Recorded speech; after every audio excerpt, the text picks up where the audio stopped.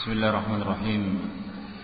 الحمد لله حمدا كثيرا طيبا مباركا فيه كما يحب ربنا ويرضى، وأشهد أن لا إله إلا الله وحده لا شريك له، وأشهد أن محمدا عبده ورسوله صلى الله عليه وعلى آله وسلم تسليما كثيرا. أما بعد،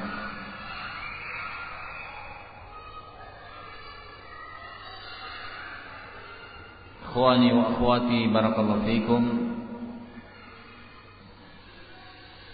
Pada kitab Siyam dari kitab Bulughul Maram,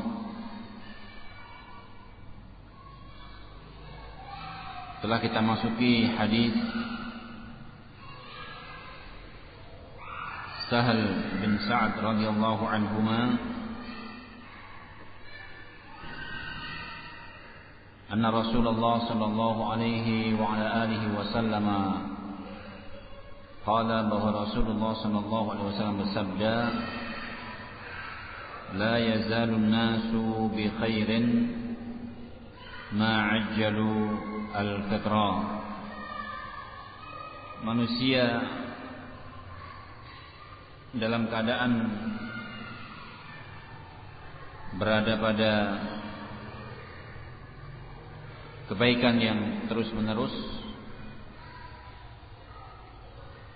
di antaranya dengan cara seseorang apabila mereka itu mengerjakan sunnah Rasulullah SAW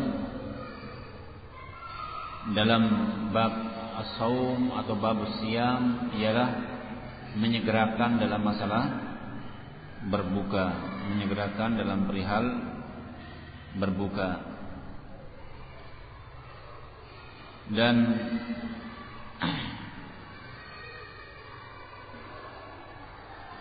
sunnah tersebut bukan hanya terbatas pada perihal menyegerakan berbuka, tetapi juga dalam hal takhir as-sahur, yaitu mengakhirkan sahur, sebagaimana yang diriwayatkan Imam Ahmad, la yazalun nasu bi khairin ma'ajjalu al-fitra. Manusia terus-menerus akan berada pada kebaikan selama mereka itu menyegerakan dalam berbuka, wa akharu as-sahur, dan mengakhirkan sahur.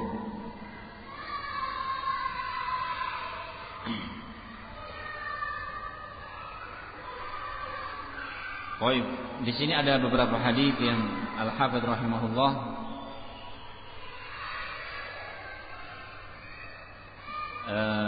tidak mencantumkan tentang batasan sahur atau batasan berbuka dan batasan sahur.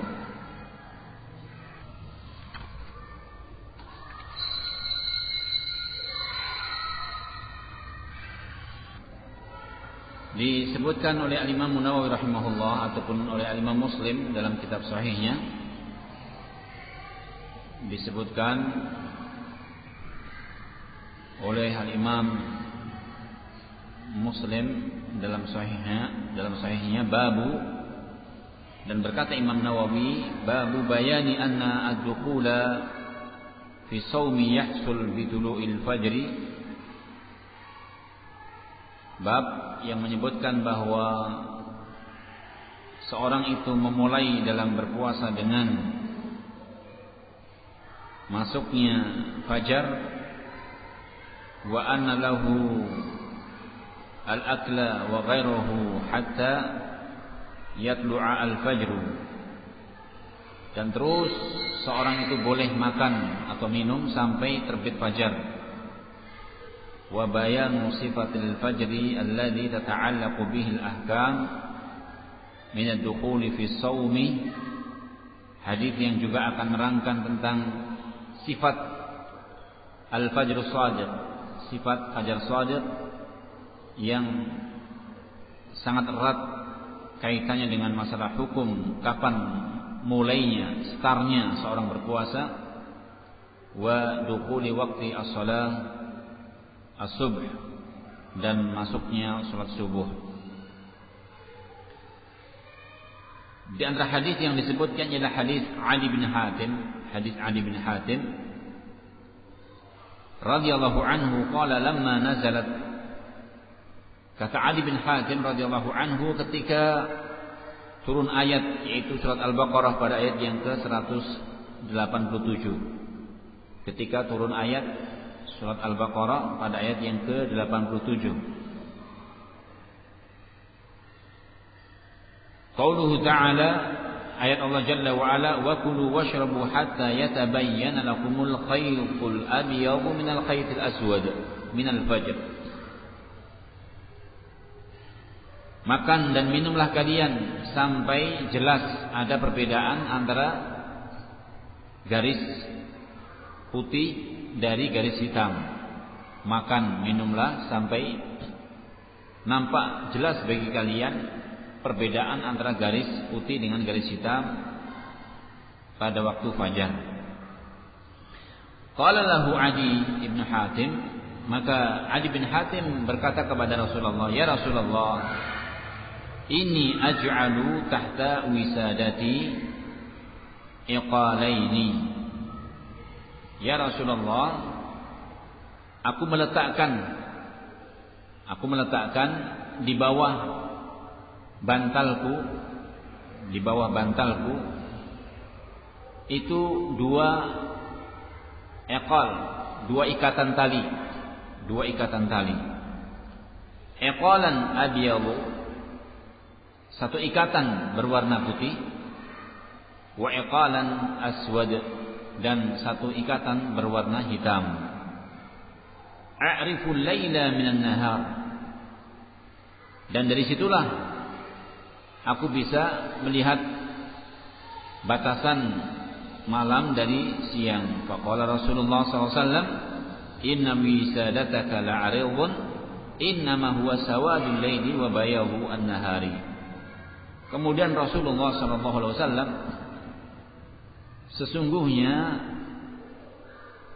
wisada atau bantalmu itu adalah luas, tetapi yang dimaksud dengan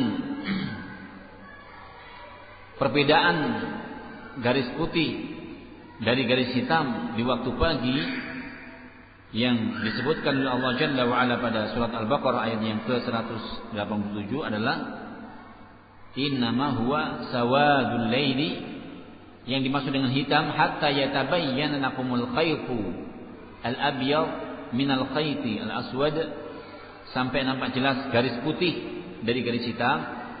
Garis hitam sisa malam hari. Garis hitam sisa malam hari. Malam itu di ufuk timur, maka langit di bagian timur masih akan menampakkan kehitaman. Kemudian wa bayadhu an-nahari, adapun putih ialah akan terbitnya matahari. Karena matahari tatkala akan terbit itu tidak langsung menunjukkan mataharinya, tapi pancaran sinarnya. Dan apakah pancaran sinarnya itu sebatas kelihatan warna putihnya? Nanti akan ada penjelasan bagaimana sesungguhnya sifat dua garis tadi. Sifat dua perbedaan daripada garis tadi. Qala Imam Muslim rahimahullah, berkata Imam Muslim rahimahullah, setelah menyebutkan beberapa hadis, kemudian hadis yang lainnya yaitu hadis Sahal bin Sa'ad. Lamma nazalat hadhihi al-ayah wa kulu washrabu hatta yatabayyana lakumul khaytu al-abyad minal khaytil aswad. Ketika turun ayat, makan dan minumlah sampai jelas bagi kalian perbedaan garis putih daripada garis hitam. Qala, berkata Sa'ad, atau berkata Sahal bin Sa'ad, fa kana rajulu idza arada as-sauma, di masa itu ketika turun ayat ini, di masa itu seorang itu kalau ingin berpuasa, rabata ahaduhum fi rijlaihi al-khayta al-aswada wal khayta al-abyada. Maka seorang mengikat di kedua kakinya tadi, satu kaki diikat warna apa? Tali warna putih. Kaki sebelah diikat tali warna apa? Hitam. Jadi orang kalau mau berpuasa makan sambil apa? Sambil mengikat tali di kakinya. Satu warna putih, satu warna apa? Satu warna hitam. Sebelum mereka paham tentang tafsir, sebelum mereka memahami tentang tafsir ayat ini. Qala, kemudian dengan cara itu kata mereka, fala yazal ya'kul wa yashrab. Maka orang tadi ketika dipahaminya dengan cara, yaitu demikianlah membedakan warna hitam atau warna putih dari warna hitam, fala yazal ya'kul wa yashrab hatta yatabayyan lahu ri'yuhuma. Jadi orang tadi terus makan, artinya andai kata sahur, terus dia tidak berhenti dan juga tidak menghentikan minum sampai kemudian nampak jelas perbedaan antara apa? Antara tali yang diikatkan di kaki sebelahnya warna putih dan tali yang diikatkan pada kaki sebelahnya warna hitam. Adapun kita kalau mungkin dengan cahaya lampu begini, ya nampak jelas ini tali hitam, ini apa tali putih. Tetapi di masa Rasulullah SAW kita dapatkan pencahayaan tidak sebagaimana begitu mudahnya di zaman kita sekarang ini, yaitu adanya listrik atau lampu-lampu yang memadahi. Nah, mereka terus ketika ingin melakukan puasa, bagaimana cara menghentikan atau cara mengetahui waktu sahur itu masuk? Yaitu Allah Jalla wa Ala memberitakan, kulu washrabu, makan dan minumlah hatta yatabayyana lakum, sampai nampak jelas oleh kalian al-khaytu al-abyad min al-khayti al-aswad, garis putih dari garis hitam. Kemudian yang semacam ini diingatkan oleh Rasulullah SAW bahwa yang dimaksud dengan sampai jelas oleh kalian warna hitam, garis hitam dari warna putih, qala fa anzala ba'da dzalika min al-fajr fa'alimu anna ma ya'ni bidzalika al-lailu aw al-laila wan nahar. Jadi ketika mereka memahami bahwa nampak oleh kalian warna hitam, warna putih dari warna hitam, seolah-olah hanya sekedar seorang itu dapat mampu membedakan kalau ada seorang mengikat atau meletakkan dua ikatan warna putih dengan warna hitam, kapan telah terjadi kemampuan membedakan dua warna tadi, maka disitulah masuk waktu apa? Waktu di mana seorang memulai berpuasa. Dan yang lebih menjelaskan dalam perkara ini ialah hadis yang lain pula, yaitu hadis Abdullah ibni Umar radhiyallahu anhu, di mana Rasulullah sallallahu alaihi wasallam bersabda, inna bilalan yu'adzinu bil-lail, bahwa Bilal itu muadzin Rasulullah SAW. Bilal sebagai muadzinnya Rasulullah. Tapi kapan muadzinnya atau kapan adzannya? Adzannya di waktu malam. Adzannya di waktu malam, yaitu sebelum subuh tiba. Maka beliau mengatakan, fakulu washrabu hatta tasma'u ta'dina ibni Ummi Maktum. Kemudian beliau juga punya muadzin yang lain. Rasul juga punya muadzin. Muadzin yang satunya ialah Ibn Ummi Maktum. Ibn Ummi Maktum yang a'ma, dalam kondisi beliau buta. Ibn Ummi Maktum yang dalam kondisi buta.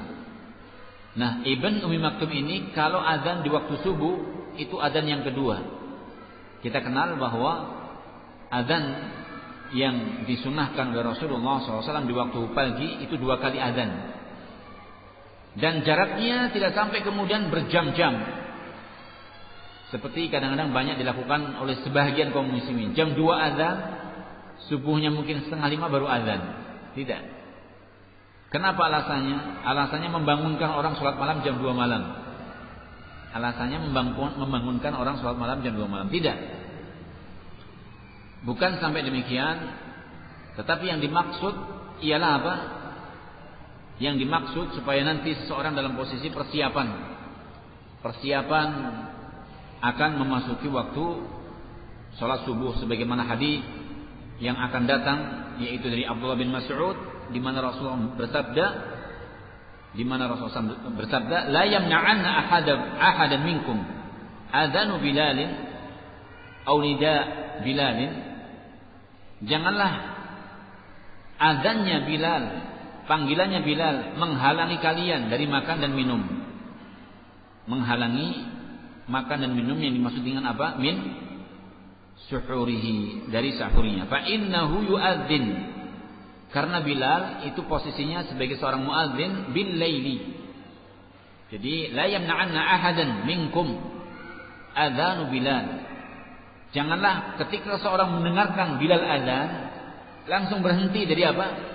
Sahur, min sahurihi. Janganlah seorang ketika mendengarkan adanya Bilal itu menghalangi dengan adanya Bilal seorang apa? Tidak melanjutkan sahurnya. Karena beliau mengatakan fa innahu yu'adzin bil lail, karena Bilal itu adanya di malam hari. Bilal adanya di malam, yaitu belum masuk waktu subuh. Liyarji'a qa'imakum wa yuqidha na'imakum, supaya yang sudah bangun tetap dalam kondisi mereka itu posisinya terjaga, dan barang siapa yang tidur supaya bangun. Barang siapa yang masih tidur mendengarkan azan awal itu supaya apa? Bangun. Untuk persiapan apa? Supaya persiapan sholat subuh.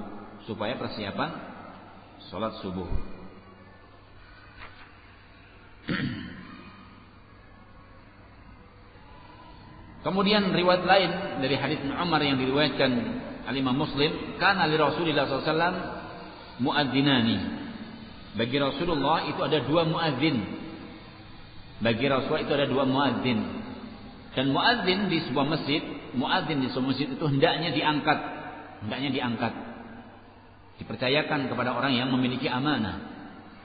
Karena masalah azan itu bukan istilah seseorang kemudian siapa yang suaranya keras, suaranya bagus saja, tapi yang punya amanah. Amanahnya dari sisi apa? Jangan sampai dalam posisi dia tidak punya kepedulian tentang waktu-waktu sholat.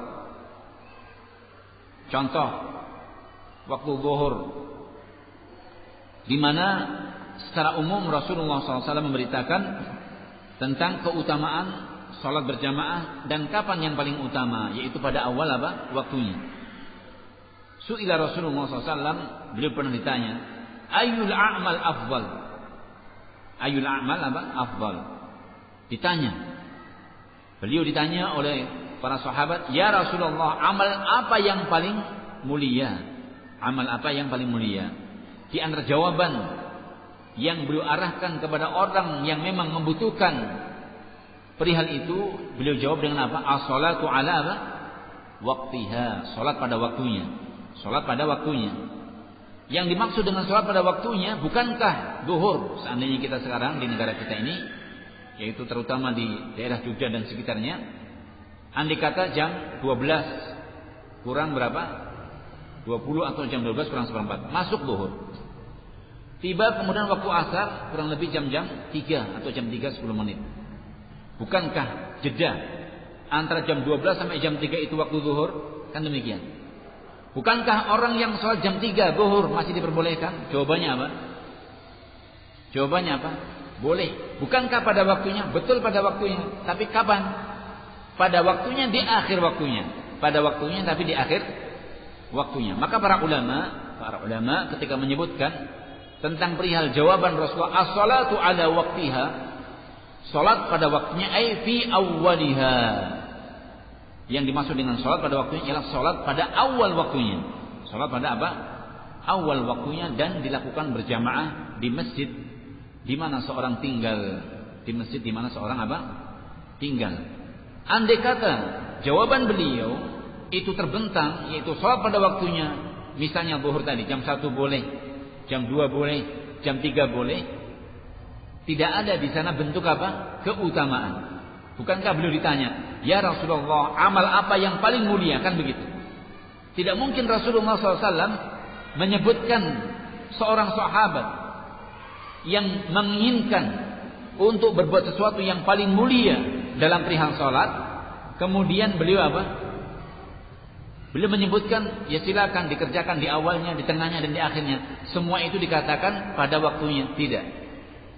Semua itu bukan dikatakan pada waktunya, tetapi yang dimaksud dalam hadis ini adalah pada awal waktunya. Nah kemudian kalau dijumpai seorang muadzin, teledor. Seorang muadzin apa? Teledor. Masjid yang seharusnya jam waktu zuhur mungkin masuk tadi kurang lebih jam 12.04, tiba-tiba dia teledor, pergi makan dulu, pergi tidur dulu, jam 1 baru azan. Kenapa katanya? Ini sudah biasa. Kita di sini walaupun sudah azan, misalnya jam 12 azan, nanti juga jam 1 baru pada datang. Sehingga daripada saya azan nunggu sendiri, lebih baik apa?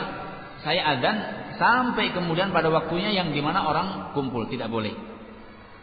Bukan demikian amanah yang dipikulkan kepada seorang muadzin. Karena apa? Karena seorang luput daripada apa? Dari keutamaan salat di awal waktunya. Seorang jika melakukan azan sampai pertengahan, itu luput pada waktu atau awal waktunya. Tetapi yang diperbolehkan ialah imam memiliki apa? Memiliki, yaitu bentuk tasarruf, bentuk tindakan. Misal muadzin azan pada waktunya, muadzin azan pada waktunya. Tiba-tiba cuaca sangat panas, cuaca sangat panas, membikin seorang jika dikerjakan di awal waktunya terjadi apa? Gerah, tidak tenteram. Ini boleh. Seorang imam berinisiatif, kita tunda. Mungkin 12:30, mungkin jam 1, bahkan mungkin 1:30, sampai kondisinya betul-betul dalam keadaan kita beribadah tidak terganggu. Kita beribadah tidak terganggu. Alhamdulillah di zaman-zaman kita sekarang apa? Jarang seorang terganggu. Kenapa? Ada kipas angin. Bahkan sebagian masjid pakai apa? Pakai AC. Kan begitu. Di zaman masa lalu tidak demikian. Seorang untuk kemudian berdiri di atas pasir yang begitu panas tidak mungkin. Sehingga beliau SAW memberikan apa? Takhfif, meringankan. Andai kata dijumpai semacam ini diperbolehkan. Andai kata dijumpai seorang imam kemudian mengulur waktu untuk menunggu sampai dalam posisi yaitu reda panasnya, kurang panasnya, diperbolehkan. Kemudian tentang perihal iftar, yaitu kapan waktunya. Kemarin telah kita sebutkan bahwa ajma'ul ulama, para ulama sepakat bahwa waktu berbuka kalau apa? Tahaqqaq ghurub asy-syams. Kalau dipastikan bahwa matahari telah apa? Tenggelam. Qala Nawawi rahimahullah, babu bayani waqti inqidha'i as-shaum wa khurujin nahar. Imam Nawawi memberikan judul kepada hadis yang dikumpulkan Imam Muslim dalam perihal penetapan waktu buka puasa. Kata beliau, penjelasan waktu berhentinya puasa. Penjelasan waktu berhentinya puasa dan telah luputnya ataupun berlalunya siang. Berlalunya apa? Siang.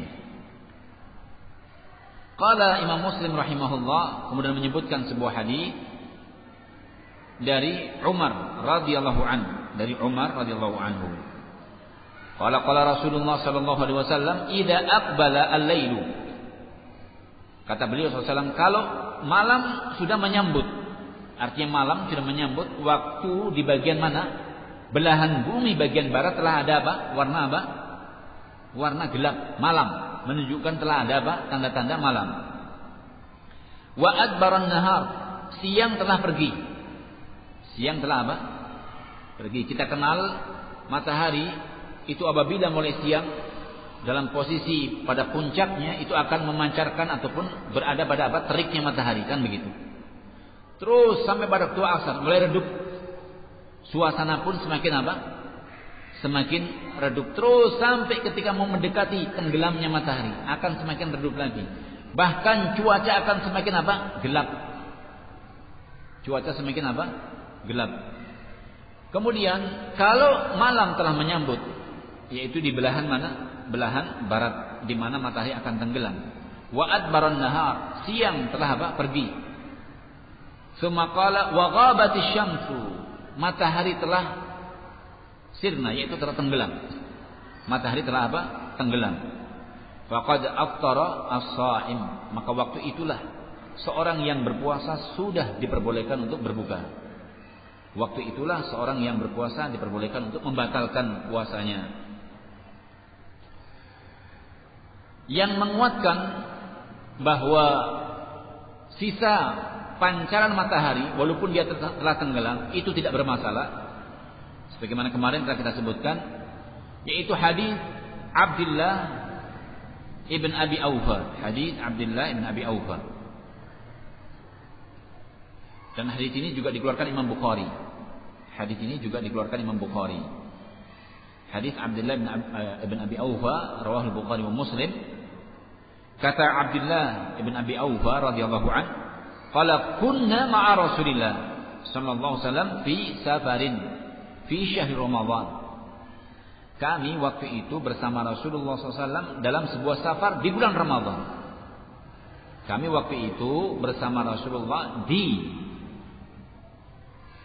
bulan Ramadan dalam kondisi safar. Dalam bulan Ramadan dalam kondisi kami safar atau safar pada waktu bulan apa? Ramadan. Falamma ghabatis syams, ketika matahari telah tenggelam, qala ya fulan, maka Rasul memanggil, wahai si fulan, wahai fulan, anzil fajdah lana, turun. Yaitu dari apa?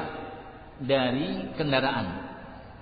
Turun, suguhkan untuk kita apa yang bisa kita pakai untuk berbuka puasa. Mereka masih di atas kendaraan, ontanya. Kemudian disuruh turun, persiapkan apa yang bisa kita pakai untuk berbuka puasa. Qala ya Rasulullah, inna 'alaika naharan. Ya Rasulullah, sesungguhnya siang masih ada. Siang masih apa? Ada. Qala anzil fajdah lana. Maka beliau tetap turun, siapkan untuk kita berbuka. Qala fanazala fajadaha fa'atahu bihi. Maka sahabat itu pun turun dan menyuguhkan, mempersiapkan apa yang bisa dipakai untuk berbuka puasa Rasulullah SAW. Fasyariban Nabiyyu sallallahu alaihi wasallam. Kemudian beliau minum. Tsumma qala biyadihi idza ghabatis syams min hahuna wa ja'a al-lailu min hahuna faqad aftara sha'im. Kemudian kata beliau, kalau matahari telah tenggelam dari arah barat, kemudian telah datang malam dari arah sana, maka telah batal ataupun orang yang berpuasa telah diperbolehkan membatalkan apa? Puasanya. Isyarat bahwa warna gelap itu di belahan mana? Bagian timur. Belahan bagian timur. Nah, di sini menunjukkan bahwa ketika Rasulullah SAW menyebutkan perihal ukurannya ialah kalau matahari sudah tenggelam matahari sudah tenggelam. Kemudian warna gelap telah datang dari arah timur. Warna gelap telah datang dari arah timur. Meskipun tadi pancaran sinar bekas tenggelamnya matahari itu masih menampakkan siang. Kadang-kadang kalau kita di tempat-tempat yang tandus atau padang pasir atau di tempat yang mungkin seorang tinggalnya di daerah pantai yang tidak ada hambatan di mana dia tinggal, maka seringkali matahari tenggelam, suasananya masih apa? Masih terang sekali. Masih terang sekali. Nah, posisi yang semacam ini sesungguhnya tidak mempengaruhi. Posisi yang semacam ini tidak mempengaruhi selama telah yakin bahwa matahari apa? Telah tenggelam. Matahari telah tenggelam. Ini berkaitan dengan hadis yang ingin kita sampaikan, di mana Imam Muslim ataupun Imam Al-Hafidz rahimahullah tidak menyebutkan dalam perihal ini dalam kitabnya Bulughul Maram, dalam kitab Siyam, yaitu batasan seorang itu kapan memulai puasa dan kapan mengakhiri, atau batasan kapan seorang boleh berbuka dan sampai kapan seorang itu menghentikan makannya, yaitu mulai sahur dan kapan berhentinya. Sebagaimana yang tadi telah kita sebutkan bahwa ukuran yang dimaksud dengan seorang dikatakan bolehnya makan sampai apa tadi? Hatta yatabayyan alakumul khaytu al-abyad minal khaytil aswad. Kemudian beliau SAW juga menyebutkan dalam hadis yang sahih, yaitu rawahu Muslim, bahwa yang dimaksud itu bukan apa? Bukan yang dikatakan syu'a al-mustatil, yaitu pancaran yang seperti apa? Ad-dail, seperti ekor. Karena matahari, posisi matahari ketika akan muncul itu memancarkan sinar yang sepertinya itu apa? Seperti ekor, memancar ke atas. Mungkin boleh kita bayangkan atau gambarkan, andai kata kita memiliki apa? Memiliki cahaya yang berbentuk kepada bola. Kemudian posisinya dikeluarkan di tempat yang bagian ini adalah apa? Gelap. Biasanya ketika akan muncul, maka pancaran sinar itu pertama kali apa? Mencuat, naik ke atas, kan demikian. Sebelum dia posisinya tinggi, artinya sebelum dia mendekati kepada keluarnya. Nah, ketika akan keluar dan belum nampak keluar, itu akan semakin apa? Menyebar. Itu yang dikatakan apa? Mustatir. Nah, waktu itulah sesungguhnya yang dikatakan fajar apa? Shadiq. Itulah waktu subuh, itulah waktu yang tidak boleh seorang melakukan sahur. Artinya suruh berhenti. Tapi kalau masih mencuat, itu masih diperbolehkan. Cahaya walaupun masih mencuat, itu diperbolehkan. Nah, kadang-kadang kaum muslimin karena perihalnya ialah seorang seolah-olah ikhtiyatan, yaitu berjaga-jaga, akhirnya apa? Kadang-kadang sebelum melihat ini dan itu pun sudah apa? Sudah melakukan adzan subuh. Sudah melakukan adzan subuh. Nah, kita kembali kepada hadis berikutnya yang disebutkan oleh Al-Hafidz rahimahullah. Baik, kita masuk pada hadis berikutnya. Qala rahimahullah,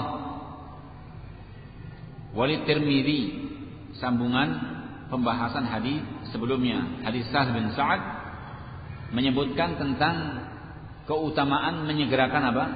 Berbuka. Walid Tirmidzi min hadis Abi Hurairah. Imam Tirmidzi mengeluarkan dari hadis Abi Hurairah.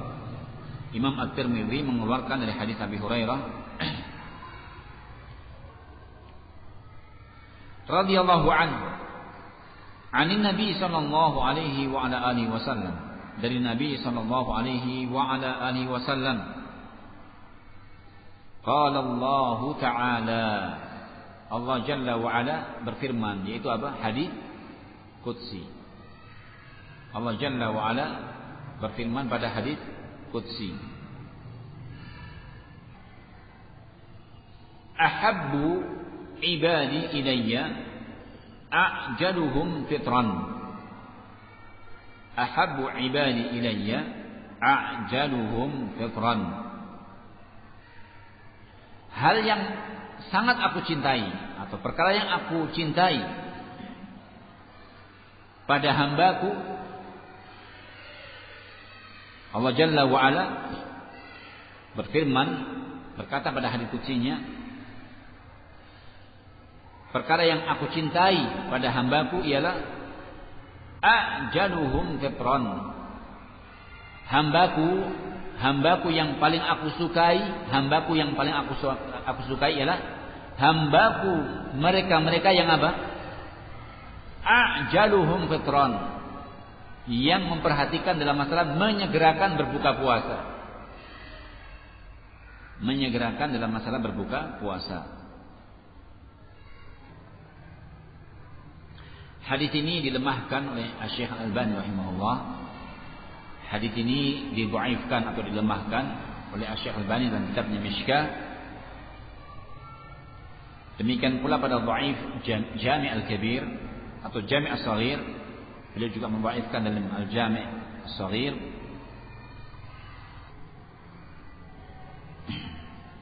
Dan sebab kenapa hadis ini lemah, seorang rawi yang bernama Murrah bin Abdurrahman,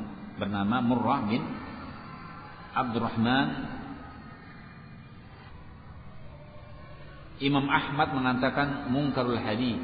Orang ini membuat apa? Membuat kemungkaran dalam hadis, yaitu posisinya dalam periwayatan itu tercela, yaitu siapa? Abdurrahman bin atau Murrah bin Abdurrahman, atau afwan Qurrah, bukan Murrah ya, Qurrah bin Abdurrahman.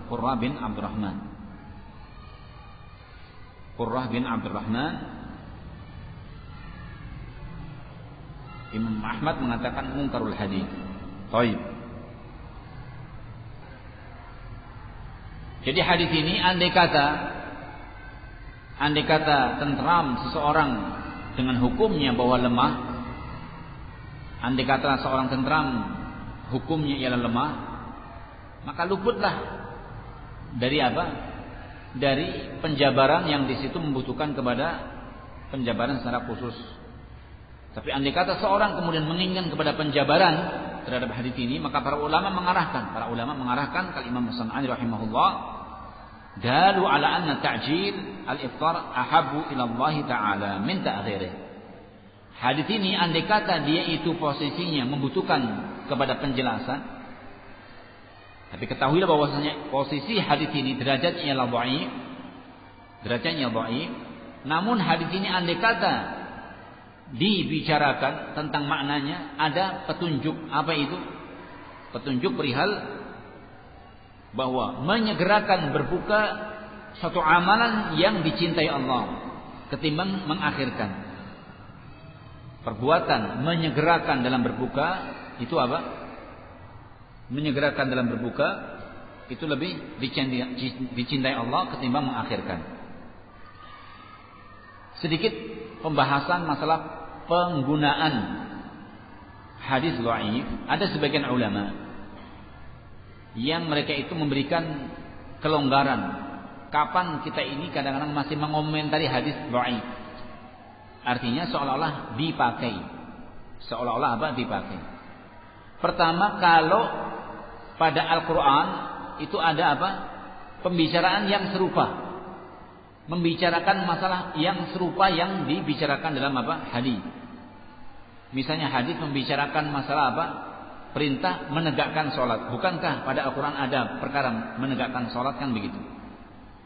Perintah berpuasa. Bukankah pada Al-Quran ada perintah untuk seorang melaksanakan puasa? Kemudian yang kedua, kedhaifannya tidak sampai parah, tapi kita kenal di sini kelemahan yang sesungguhnya fatal.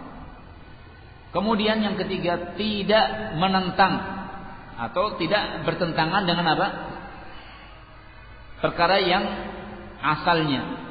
Nah, sekarang hadis ini apakah bertentangan dengan masalah hadis yang sebelumnya?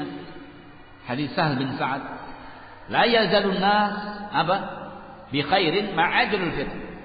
Manusia itu berada pada kebaikan selama mereka menyegerakan dalam masalah berbuka. Bukankah hadis ini seolah-olah posisinya mendukung? Kan begitu. Wallahu alam dalam perkara ini, bahwa hadis itu walaupun kadang pada Al-Quran atau hadis itu ada makna yang serupa, kemudian dia mendukung kepada makna yang aslinya, tetapi andai kata derajatnya dhaif, maka tidak boleh dijadikan hujjah. Tidak boleh dijadikan apa? Hujjah. Tetapi para ulama terkadang mengomentari dari sisi pemaknaan, karena maknanya apa? Maknanya bagus. Maknanya apa? Bagus. Apa itu? Allah Jalla wa Ala berfirman dalam hadits qudsinya, "Ahabbu ibadi ilayya."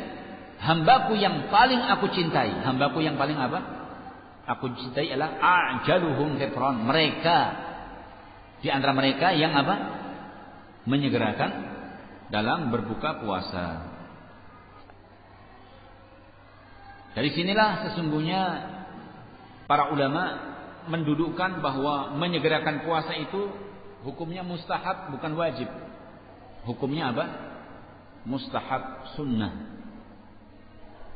Artinya barang siapa yang dia itu tidak dengan kesengajaan dan tidak memandang bahwa mengakhirkan adalah afdal, dan kemudian dia mengakhirkan, barang siapa yang posisinya tidak menyengaja untuk mengakhirkan dan tidak memandang bahwa mengakhirkan lebih afdal, kemudian dia mengakhirkan, maka tidak berdosa.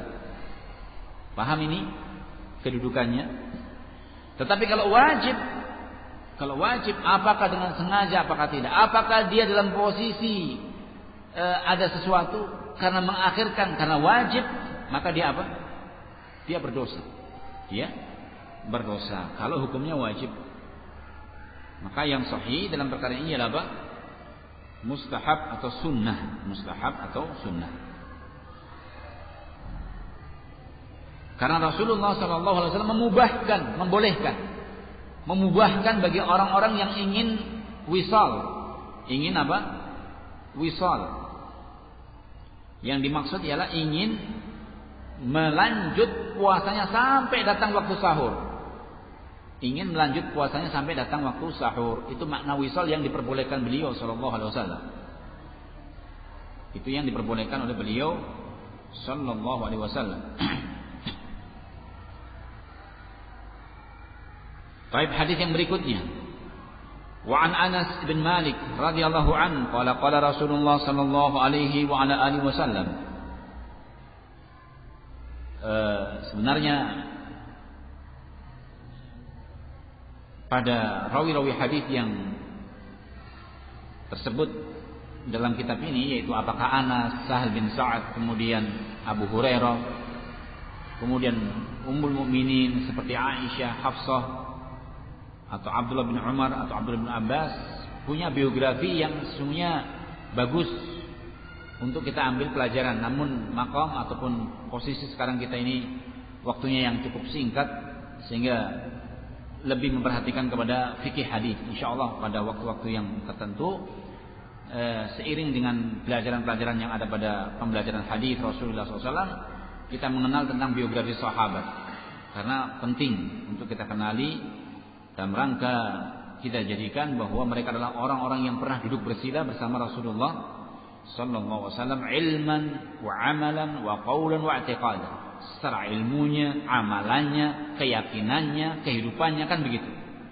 Nah, kalau kita kadang-kadang hanya sebatas apa? Mendapatkan ilmu. Seringnya hanya sebatas pada pendapatan atau mendapatkan ilmu.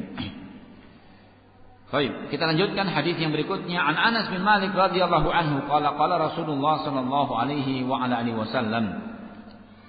Rasulullah bersabda dari Anas bin Malik, qala tasahharu fa inna fis sahuri, dalam sebagian nuskha itu fis suhuri. Jadi di fathah fis sahuri, hak atau sinnya Sin itu dengan as-sahur, fis sahuri, kadang dengan fis suhuri, dengan di dhammah, fis suhuri. Tasahharu, bersahurlah kalian. Bersahurlah kalian. Fa inna fis sahuri, karena pada sahur, yaitu apa yang Anda makan untuk sahur tadi, barakatan, ada barokah. Ada barokah. Muttafaqun alaihi, itu riwayat Bukhari dan Muslim. Maka para ulama menyebutkan bahwa kata-kata sahur bil fath, kata-kata sahur kalau diharokati dengan fathah itu maknanya ialah ismun lima yatasahharu bih, nama untuk menamai, menjuluki sesuatu yang dipakai sahur. Berarti apa? Makanannya. As-sahur itu berarti makanannya. Kalau as-suhur fis suhuri berarti apa? Waktunya. Kalau suhur waktunya. Kalau as-sahur makanannya. Kalau as-suhuri waktunya. Karena pada waktu sahur ada barokah, begitu. Atau pada apa yang Anda makan barokah.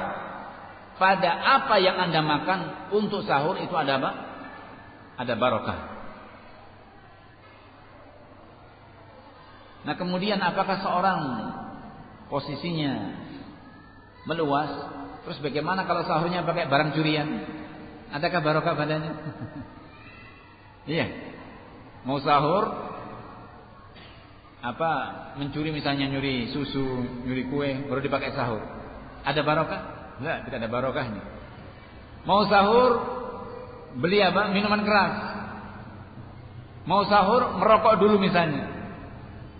Mau sahur dan seterusnya. Makan makanan yang diharamkan. Ada barokah padanya? Tidak ada barokah. Jadi perkara ini jangan kemudian seorang itu jumud. Apa yang Anda makan ada barokah padanya. Langsung dibawa pulang gelondongan hadis ini. Jadi setiap apa yang dimakan ada barokahnya. Karena Rasul mengatakan apa yang Anda makan waktu sahur itu ada barokahnya. Ini perlu diperhatikan dengan faktor lain. Bisa saja yang Anda makan perkara yang haram, menjadi tidak barokah. Kenapa? Karena asalnya. Tapi yang maklum yang namanya orang memakan sesuatu hendaknya dari perkara yang halal, walaupun bukan yang berkualitas. Maknanya bukan yang kemudian misalnya kata-katanya bergizi. Andai kata mungkin seorang sahur, ya Allah, lauknya mungkin tahu atau tempe, ada barokah padanya. Atau pada aktivitas Anda sahur, yaitu waktu yang Anda gunakan tadi, ada barokah Ada barokah padanya. Dari situlah luar biasa dorongan seorang untuk Untuk melakukan sahur. Karena baik terhadap apa yang akan kita makan, yang kita gunakan untuk sahur, atau waktu yang kita gunakan itu ada barokah. Mau lari kemana orang itu? Mau lari kemana? Dua-duanya ada padanya barokah. Sehingga kalau pada dua-duanya, baik yang dia makan atau waktu yang dipakai sahur ada barokahnya, kemudian dia tinggalkan, bukankah seorang ingin dalam kehidupannya mendapatkan barokah? Kan begitu. Demikian sesungguhnya dalam penerapan sunnah Rasulullah SAW. Demikianlah sesungguhnya dalam menerapkan sunnah Rasulullah SAW. Itu kita berupaya bahwa kehidupan kita itu diberkahi oleh Allah Subhanahu wa ta'ala. Sesuatu yang sedikit akan menjadi banyak, kan begitu. Kalau ada apanya? Ada berkahnya. Sesuatu yang bagus, yang banyak, andai kata tidak Allah berkahi, menjadi apa? Menjadi malapetaka. Bukan bermakna kemudian seseorang membandingkan suatu makanan yang bergizi dengan tidak bergizi. Membandingkan makanan yang bergizi dengan yang tidak bergizi. Contoh, minum air putih, kemudian air yang ditambahi dengan susu. Tentunya tadi dikatakan yang halal dan thayyibah, susu yang bagus, bukan yang expired, kan begitu. Kan pertama, yang bagus. Kemudian yang halal juga. Mana yang kira-kira lebih bagus pada jasad manusia? Kan susu tadi. Tidak diingkari secara tabii seperti itu. Hanya marilah kita jalani kehidupan kita itu mencoba agar barokah itu terus ada pada kita, ada pada keluarga kita, pada anak kita. Karena bisa saja menjadi sebab kenapa kadang-kadang kita tuh susah untuk mengatur istri, kan begitu ya? Jarang kita kadang-kadang problemnya itu diarahkan dalam urusan apa yang kita berikan makanan padanya, kan begitu. Anak kita juga demikian, apa yang kita berikan kepada anak. Kehidupan kita bagaimana kehidupannya. Nah, kita kembali kepada hadis tadi, tasahharu fa inna fis sahuri barakatan. Hadis muttafaqun alaih. Jadi pada kata-kata sahur baik terbaca dengan fathah atau dhammah, maka kedua-duanya ada makna di mana seorang dianjurkan untuk apa? Mengerjakan. Nah, kemudian apakah ini dikatakan wajib? Dikatakan wajib tentang perihal sahur ini? Tidak sampai wajib. Tidak sampai kepada perkara yang wajib. Di antara hadis yang pernah kita lewati apa? Rasulullah pernah menanyakan kepada keluarganya, hal indakum syai'un? Apakah ada pada kalian satu makanan? La. Qala inni apa? Shaim. Beliau tidak sahur waktu itu. Jadi dengan tidak sahur berarti tidak kemudian melazimkan batal puasa orang yang tidak sahur. Batal orang yang malam harinya tidak sahur. Kemudian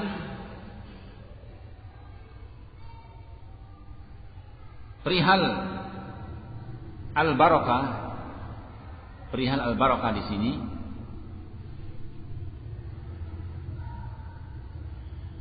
kalau di dhamma berarti waktu sahur, dengan Anda menggunakan waktu itu, maka barakah yang dimaksud di sini ialah yunasibuhu as-sawab. Anda mendapatkan pahala. Anda mendapatkan apa? Pahala. Dengan sahur Anda mendapatkan pahala. Kalau Anda gunakan waktu sahur. Waktu sahur digunakan, Anda mendapatkan apa? Pahala. Karena mengikuti sunnah Rasulullah sallallahu alaihi wasallam. Kalau dengan as-sahur dengan fathah berarti apa? Makanannya kan begitu. Nah, dengan Anda makan larinya kepada apa? Makna dunyawiyah. Yaitu apa? Kaunuhu tataqawwa. Di mana seorang keberadaannya akan lebih kuat ketimbang yang tidak sahur. Dipahami? Kalau suhur yaitu kepada waktu, dengan Anda gunakan waktu sahur tadi apa? Anda mendapatkan pahala.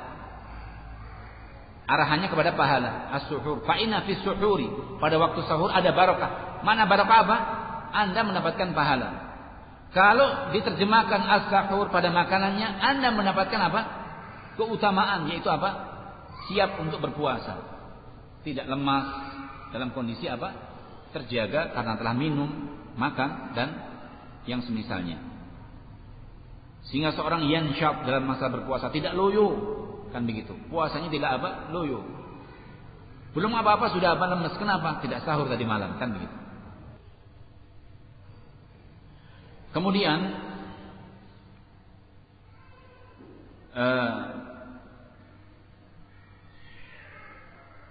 bab berikutnya yaitu perihal seseorang dalam mendapatkan barakah dari Allah, dan dalam hal ini ialah mendapatkan kecintaan dari Allah Subhanahu wa taala. Di antara hal yang di situ dianjurkan atau diajarkan oleh Rasulullah SAW ialah memperhatikan masalah sahur.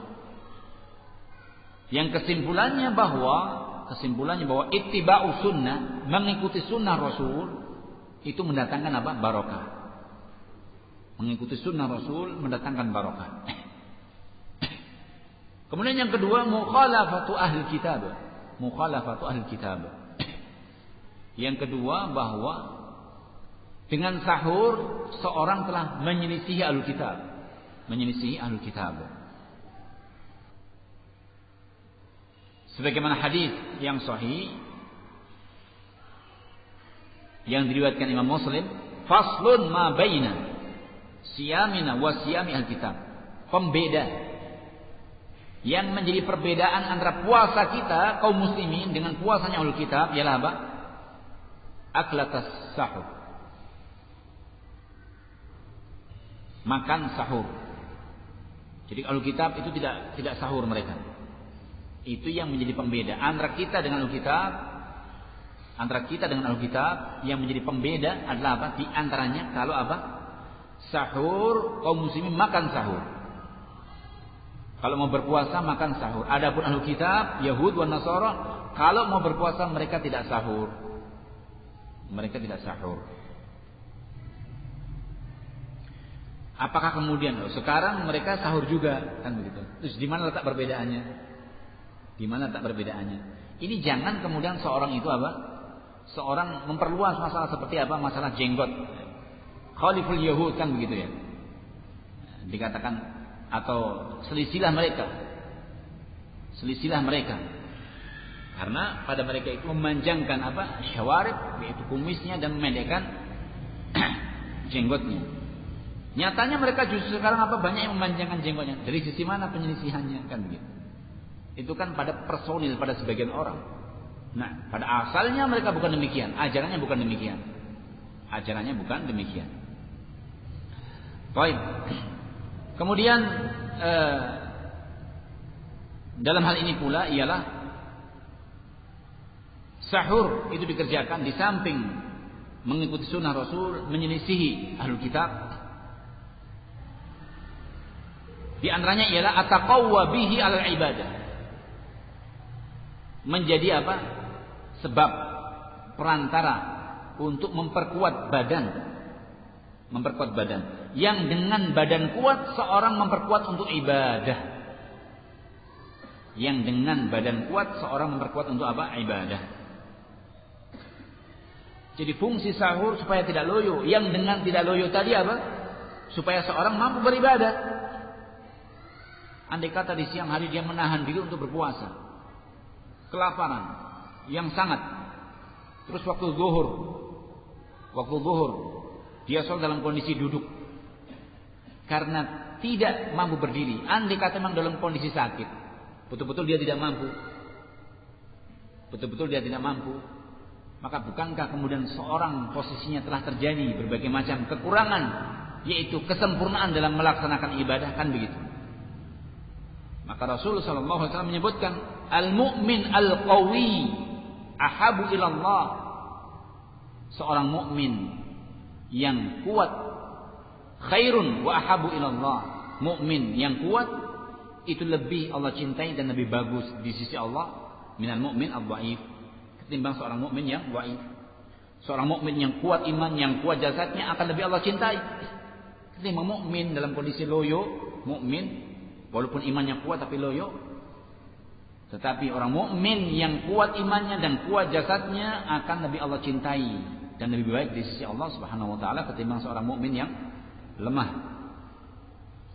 Kemudian hadis ini juga menunjukkan bahwa dalam seorang ketika terjadi kekuatan pada jasadnya terjadi apa? Azyadah fin nasyab, semakin menambah giatnya dia dalam beribadah, semakin menambah giatnya dia dalam beribadah. Kemudian yang lain yang juga banyak orang tidak tergambarkan bahwa dengan bersahur yang dengannya akan muncul kekuatan itu mudafa'atu su'ul khuluq alladhi yushiruhu al-ju', mampu menapis keburukan akhlak, mampu menapis, menjauhkan keburukan akhlak. Yang dalam hal ini di antara sebab seorang itu kadang-kadang menjadi buruk akhlaknya bagi orang yang lapar. Ya tidak? Jangan dikira orang lapar itu kemudian terus apa? Tidak bisa marah. Kebanyakan yang terjadi justru dalam kondisi lapar itu apa? Marahnya luar biasa. Marahnya luar biasa. Mau dibuktikan?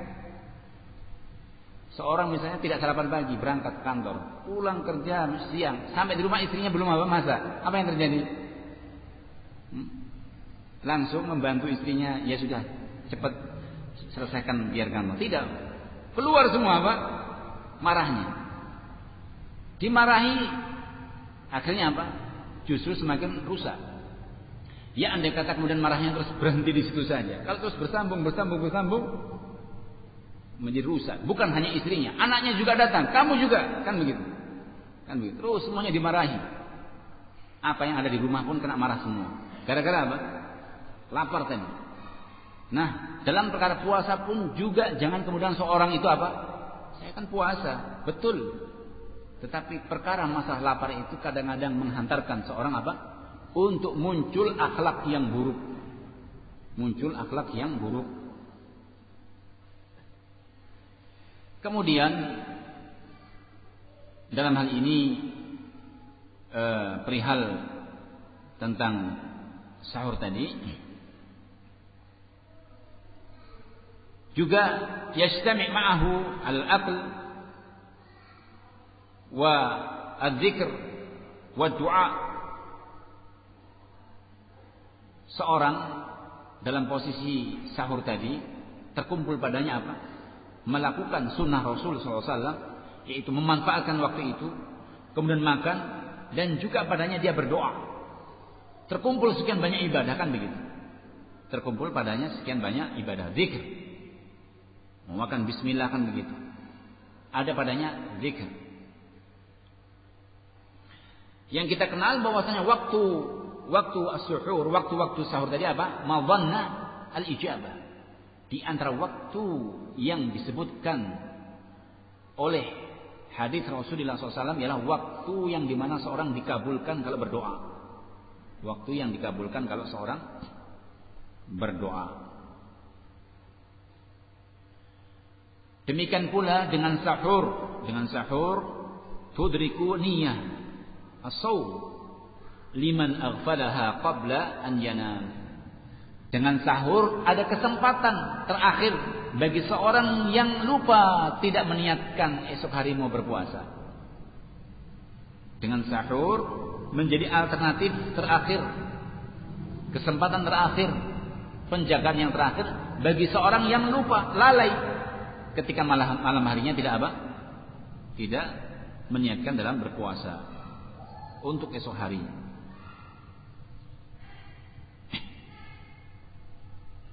Sehingga Ibn Daqiq al-Aid menyebutkan hadhihi al-barakah, barakah yang disebutkan dalam hadis ini oleh Rasulullah SAW, yajuzu an ta'uda ila al-umuri al-ukhrawiyah.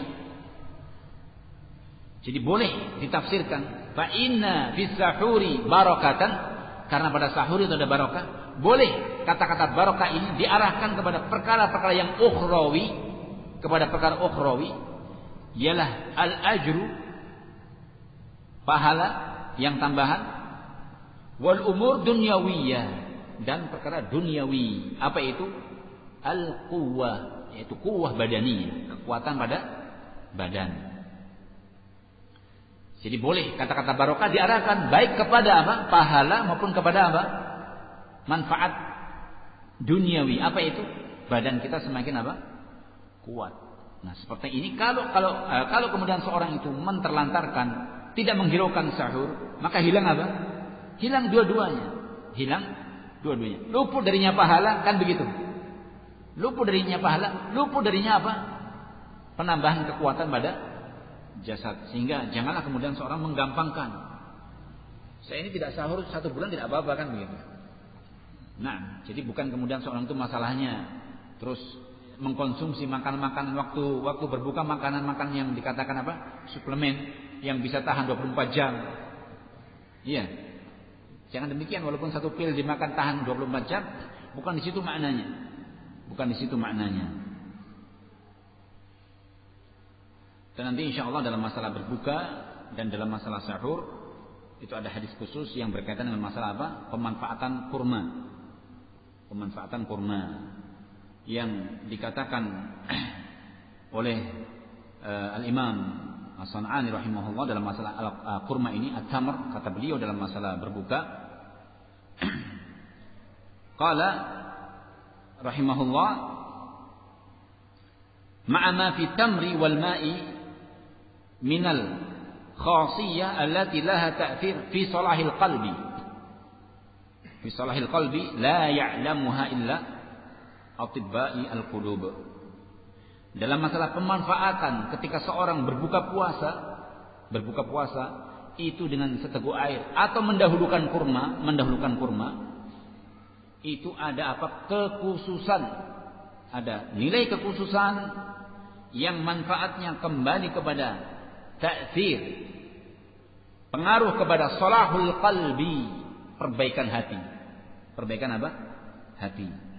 Yang dikatakan la ya'lamuha, urusan ini banyak yang tidak tahu kecuali atibba'ul qulub, para dokter hati.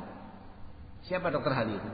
Orang yang kenal penyakit jantung, khusus penyakit hati dan seterusnya? Tidak. Para ulama, kan begitu.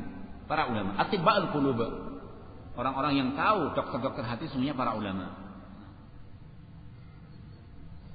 Sehingga itu tentang manfaat dalam masalah kurma. Jangan kemudian dalam hal ini seorang menggampangkan. Andai kata belum terbiasa, mulailah Anda biasakan.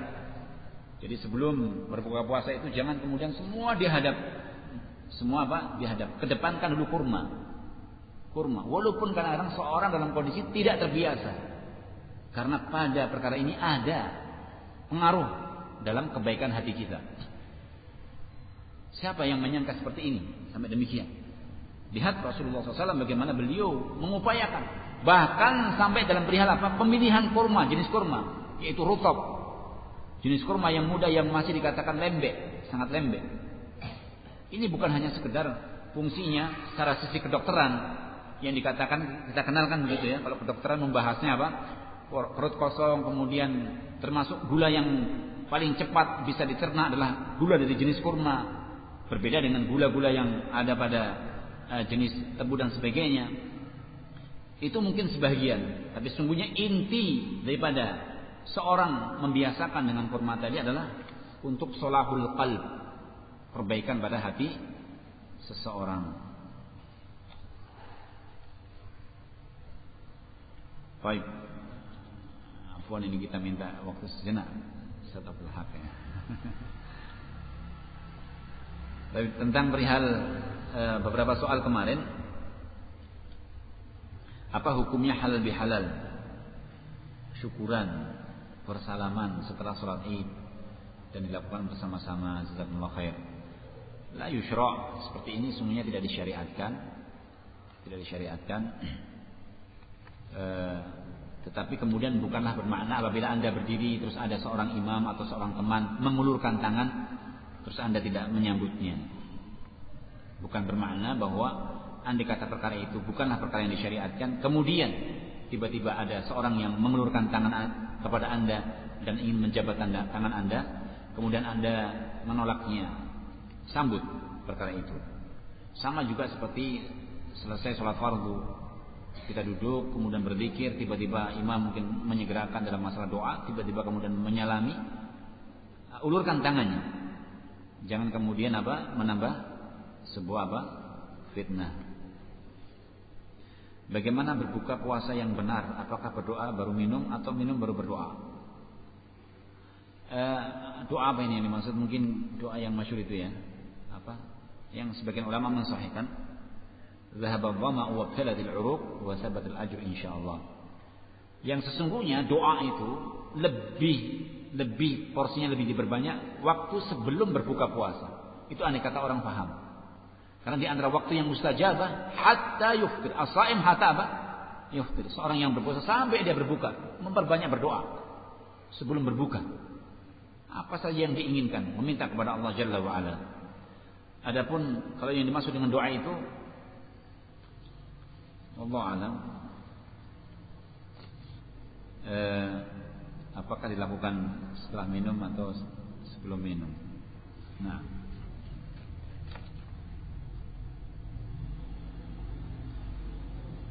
baik.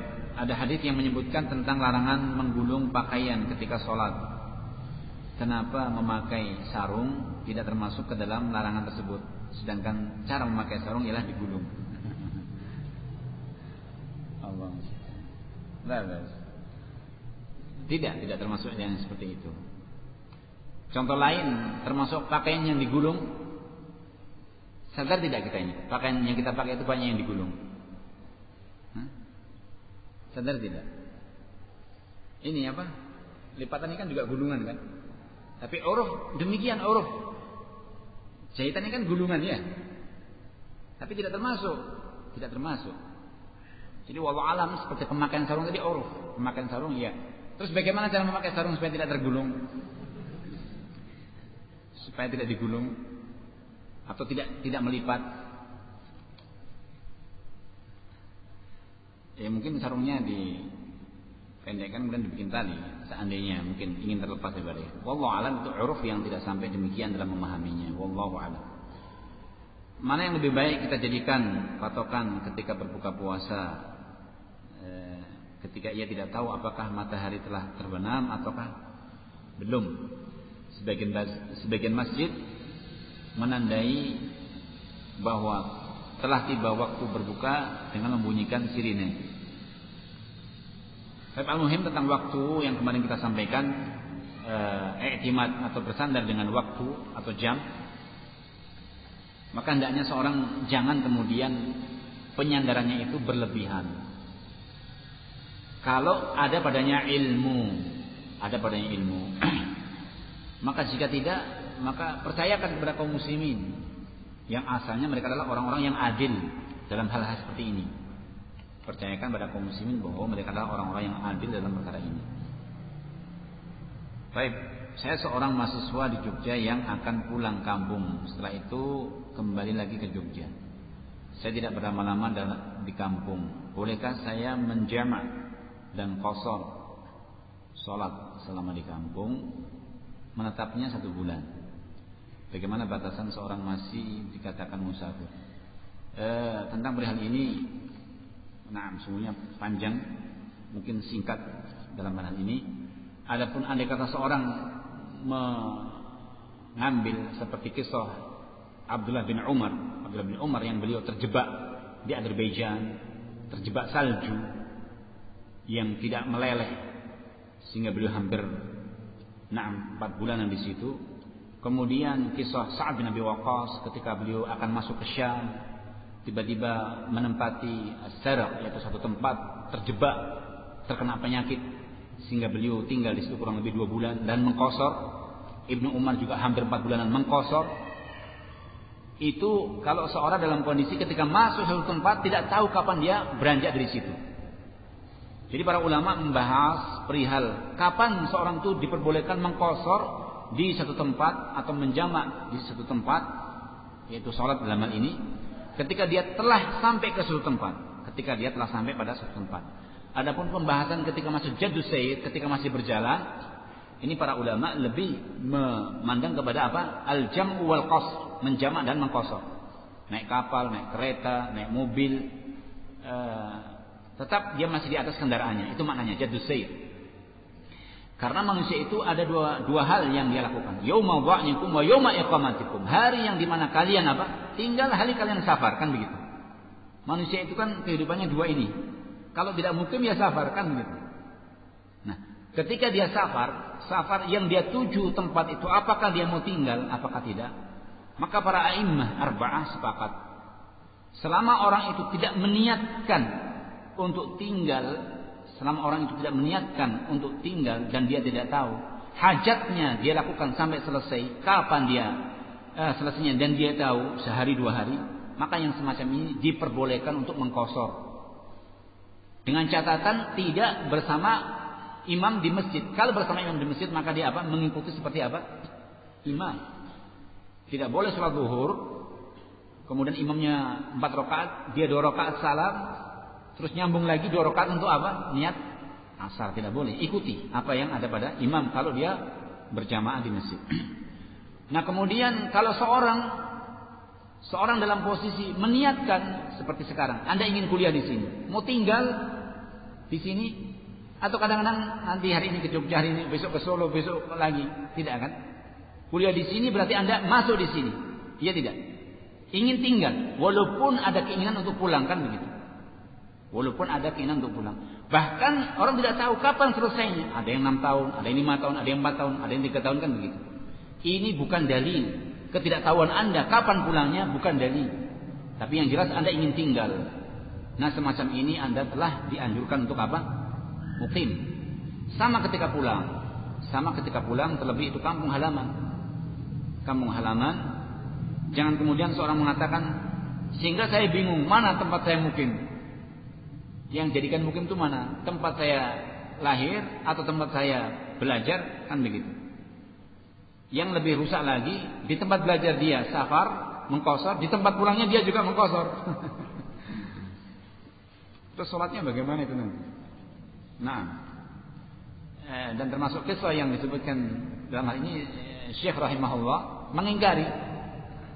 Syekh Muqbil rahimahullah mengingkari di sana di Yaman ada beberapa orang kalau belajar di sana itu meniatkan saya tidak tahu kapan pulangnya, apakah 2 tahun 3 tahun, kemudian tiap hari dia mengqashar, diingkari oleh beliau.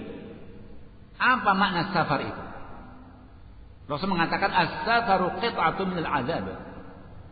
Safar itu bagian daripada azab. Yumna ahadakum